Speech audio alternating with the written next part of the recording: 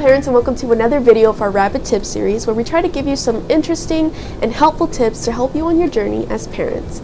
My name is Victoria and I'm here with Rapani Foundation, and today we're going to talk about temper tantrums. So first, let's start off with the basic question: what are temper tantrums? If you've ever been around a toddler, you've most likely seen a tantrum occur. You see their face swell up and get red with frustration, their arms are swinging around, they shout, they cry, they scream, and they wail. So what's this reaction kids have so often? By book definition, a temper tantrum is an emotional outburst in response to an urgent need that isn't met. They're a form of nonverbal communication to express frustration. You see, every child's brain develops from the bottom up. The bottom of the brain is known as the brainstem, or the survival brain. This is the part of the brain that is in survival state. It's the part that regulates the heart rate, breathing, and blood pressure. And lastly, it's where our fight, flight, and freeze response is activated. When these tantrums occur, children can't usually communicate how they feel, so they're stuck in the survival mode based on their instincts. They scream and wail because they don't know how to express their feelings any other way. As parents, you should help your children use the higher parts of their brain to make those kinds of emotional connections. We help them get to their emotional and thinking brain, where their emotions and logical reasoning are. Let's backtrack. So why do temper tantrums happen? Like I mentioned, it's mainly because of an urgent need that isn't being met. Maybe they're tired, hungry, bored, or frustrated, and if you have a child that's older than 3 years of age, they may be having temper tantrums for different reasons. A big one could be because the child has gotten their way in the past when having a tantrum, and so they use these tantrums as a strategy to get the same result over and over again. And this is a result of inappropriate discipline that's too passive or too permissive. And we always hear about parents being too harsh with their children, but not enough discipline also has its consequences.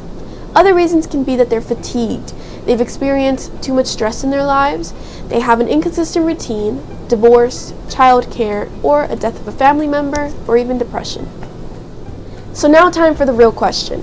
When these tantrums occur, how do we respond? The first thing I want to mention that you need to recognize is that there's no right way to do it. Different strategies are appropriate for different kids. So now that we've established that tantrums are a form of nonverbal communication, we can analyze what message your child is trying to get across. This could be one of two things. Either it's developmental, so your child is thinking, I'm overwhelmed and I can't handle this, or it's taught behavior. So your child is thinking, I'm trying a strategy that seemed to work last time, so I wonder if it's going to work again. One way we can respond to this is by following 4 easy steps. The first step is to calm yourself. Take a deep breath and remember that sometimes simply calming yourself and giving out a peaceful energy will comfort your child enough to calm down themselves. The second step is to offer empathy. This means that you make it known that you understand why your child is frustrated and it's okay for them to feel their feelings out. You can do this by saying things like, I see that you've balled up your fists and that you're crying. I can tell that you're very upset right now and you didn't get the toy you wanted, and I understand. Next, you can either leave the child alone to process their thoughts and emotions on their own, or if you feel it right, you can choose to pick up the child and say, breathe, you're safe, you can handle this, I've got you. This notifies your child of not only your physical presence, but your emotional accessibility as well, and you're validating their feelings and letting them know that you're there to comfort them. The last step is to have the child complete the task that triggered them in the first place. If the task was for them to wear green pants today, but they gave you a hard time because they wanted to wear the blue ones, simply calm them down, and after the tantrum, give them the option that doesn't grant them what they initially wanted. For example, you would say something like, would you like for me to help you put on the pants, or do you think you can do it yourself? Or something along the lines of, should we put on the green pants on the floor or on the bed? Doing this allows the child to feel like they're somehow still in control of their situation and what they're doing, but still doesn't grant them what they initially desired. Again, parents, this is only one solution and there's no right way to do it.